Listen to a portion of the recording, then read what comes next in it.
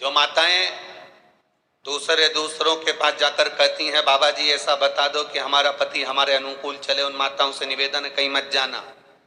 तुम अपने घर में बुजुर्गों का आदर करना चालू कर दो, तुम अपने घर में बुजुर्गों का सम्मान करना चालू कर दो, तुम अपने घर में माता पिता का आदर करना चालू कर दो, तुम्हारा पति तुम्हारे कहने पर चलना प्रारंभ कर देगा। तुम आदर करो, तुम सम्मान करो, तुम सत्कार करो, तुम अगर किसी को अगर सम्मान दे रहे हो तो तुम्हें सम्मान मिलना प्रारंभ हो जाएगा, तुम आदर कर रहे हो तो तुम्हें आदर मिलना प्रारंभ हो जाएगा। अगर हम यहां से आपको श्री शिवाय नमस्तुभ्यम कहते हैं तो लोग पलटकर श्री शिवाय नमस्तुभ्यम कहते हैं। हम यहां से बोलते हैं बोल बम का नारा है, आप पलट कर बोलते हो बाबा एक सहारा है। सारी समस्या का हल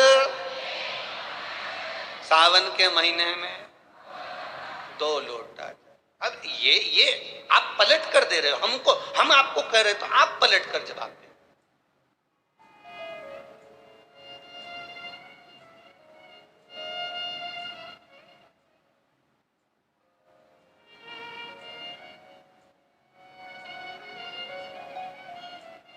या आपके भीतर भाव जागृत हो।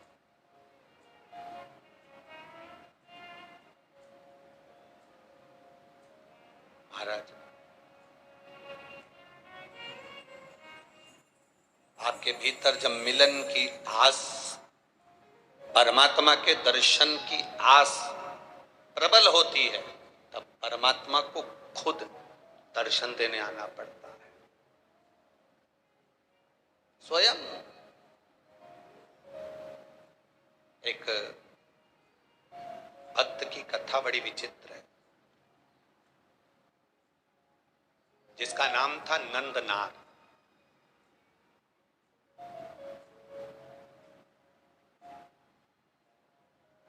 ये 2 अक्टूबर को क्या हुआ था याद है ना? केस फॉलो कीजिए दृश्यम 2 में, ओनली ऑन प्राइम वीडियो।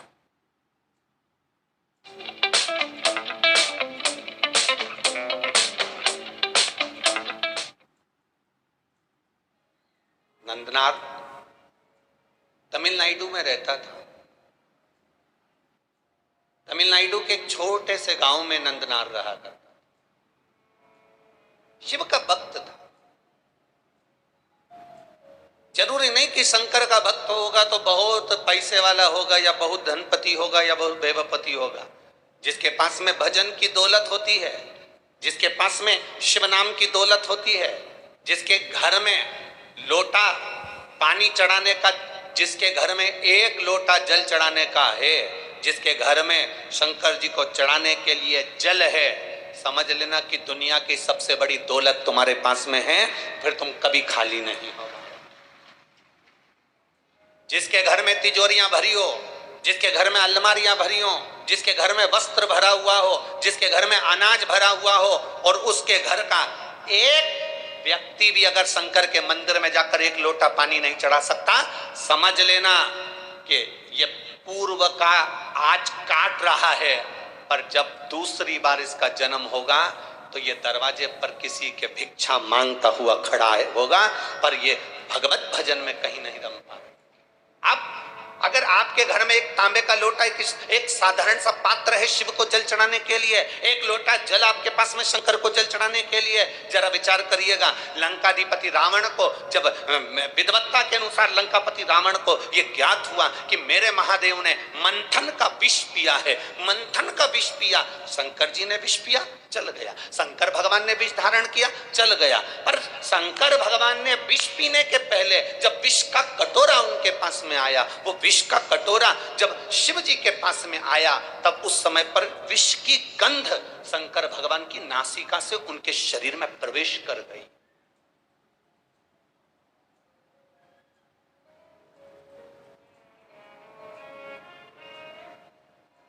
वो एक वो ऐसा विक्स का एक ऐसा वो होता है, उसको नाक में ऐसे डालो तो खींचते हैं सर्दी होने पर। क्या बोलते हैं वो तो तुम्हें मालूम, ठीक है। बाम की डब्बी होती है, विक्स की डब्बी होती है। किसी किसी की आदत होती है शाम को सोने से पहले वो थोड़ा थोड़ा नाकों में सूंघ लेते हैं, भेजे में वो चला जाता है सूंघने पर। चलो ये भी जाने दो, एक नया तरह का नशा ट्रेन में जो लोग अपना कपड़ा उतार कर पोछा लगाते हैं, वो जरा जरा से लड़के बच्चे ट्रेन के अंदर, तुम्हें कितनी दया आती है कि ये ट्रेन में पोछा लगा रहा है, ये ट्रेन में अपना कपड़ा उतार कर हमारे कक्ष को साफ कर रहा है, हमारी बर्थ को साफ कर रहा है, हमारे कोच को साफ कर रहा है। उस बच्चे को किसने कहा कि तू ट्रेन में पोछा लगा? उस बच्चे को किसने कहा कि तू ट्रेन में जाकर अपने कपड़े को उतार कर सफाई कर? प्रशासन कभी किसी को नहीं कहता कि तुम सफाई करो, उसने अपने सफाई कर्मी लगा कर रखे हुए हैं, पर वो बच्चा अपने कपड़े उतार कर सफाई इसलिए करता है, तुम 1-2 रुपए दे दो, वो 1-2 रुपए मिलेंगे, कहीं से नशे का सामान लाएगा, रुमाल में उसको डालेगा और सूंघेगा सूंघेगा सूंघेगा, और नशा कर कर कर वो बच्चा एक दिन मर जाता है।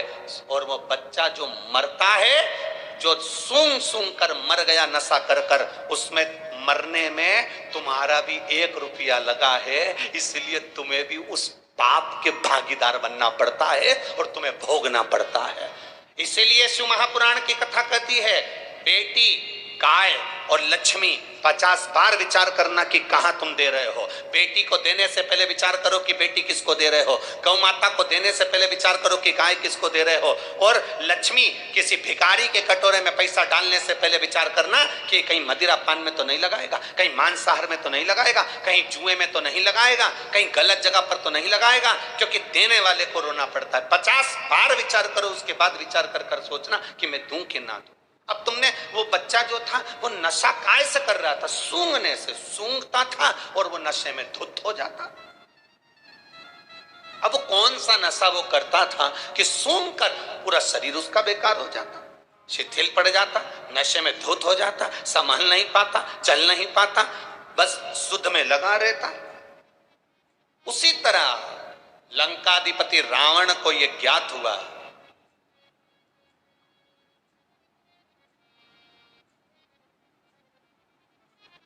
बहुत सुंदर संवाद है, जरा ध्यान दीजिए। लंकाधिपति रावण को यह मालूम पड़ा कि मेरे महादेव के सामने विष का कटोरा गया, विष का पात्र गया, और वो विष का पात्र पीने से पहले उनके नासिका से वो सुगंध उनके अंदर चली गई।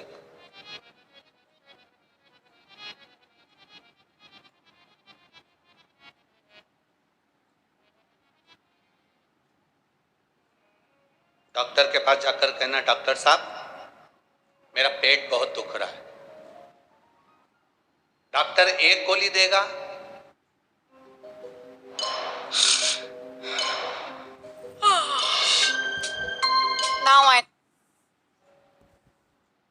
केवल एक गोली दे देगा कि डॉक्टर?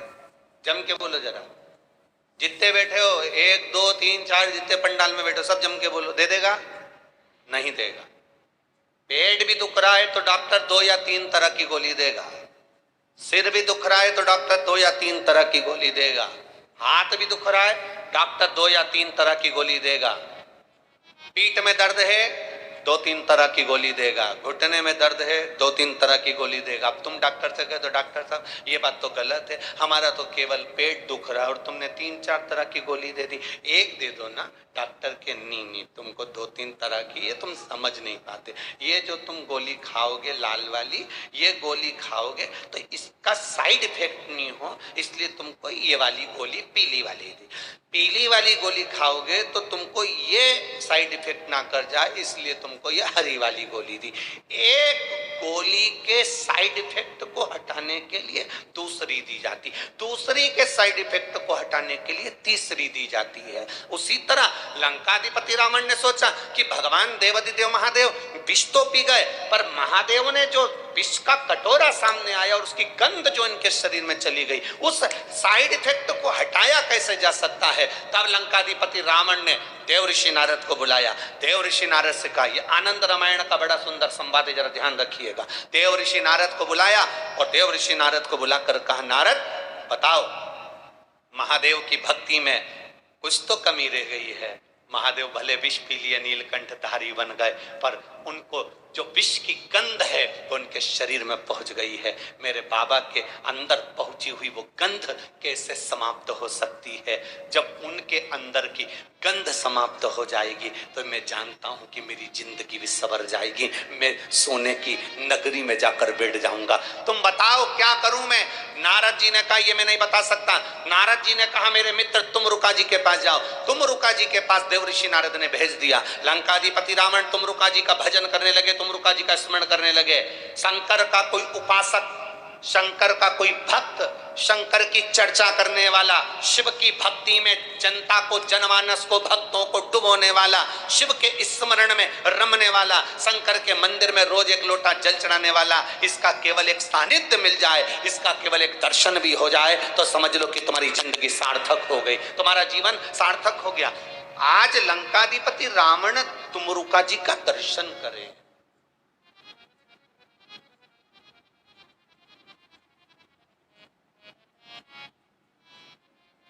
लंकाधिपति रावण ने तुमरुका जी से पूछा कि बताओ शंकर जी के शरीर में जो विष सूंघा गया, जो विष पीने के लिए आया, तो उसकी गंध जो शरीर में आ गई, वो उसकी तरंग वो कैसे समाप्त?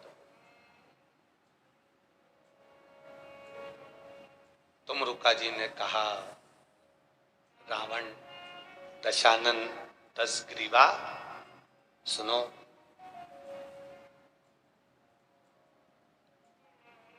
श्रावण का महीना हो, भूलवश तो हाथ में अगर गंगा जल हो, शिव को समर्पित हो,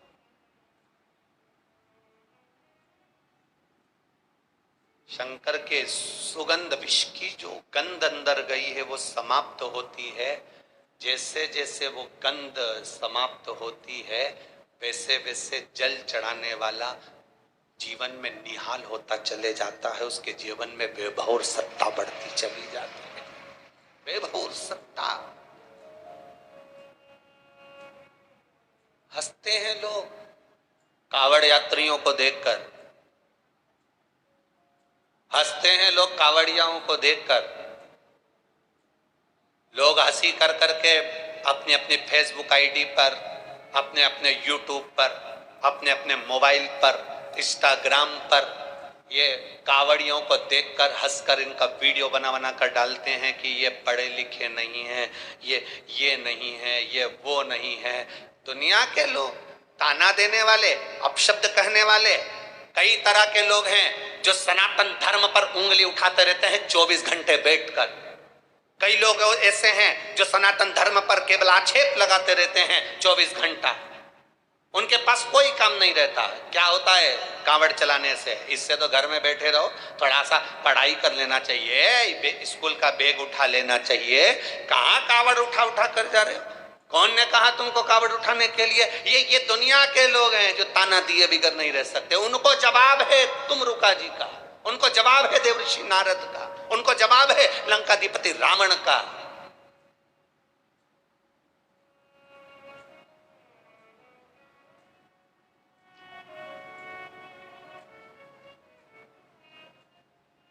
कि कांवड़ चलने वाला व्यक्ति, हाथ में जल का पात्र लेकर चलने वाला, कंधे पर रखकर कांवड़ लेकर जाने वाला, जितने कदम चलकर जाता है उतनी जिंदगी की उन्नति की सीढ़ियों पर चढ़ जाता है। उसे पीछे पलट कर नहीं देखना पड़ता। ये रावण की कथा कर रही है, ये आनंद रामायण कह रही है, ये भगवत भजन कह रहा है।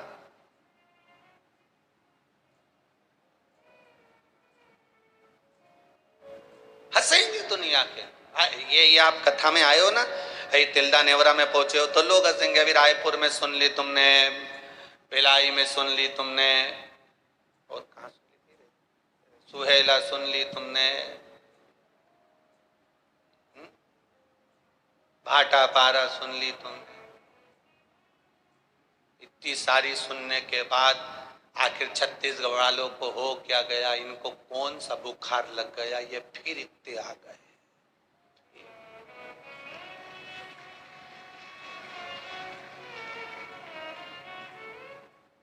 ये सब अपने घर से क्या फ्री हैं?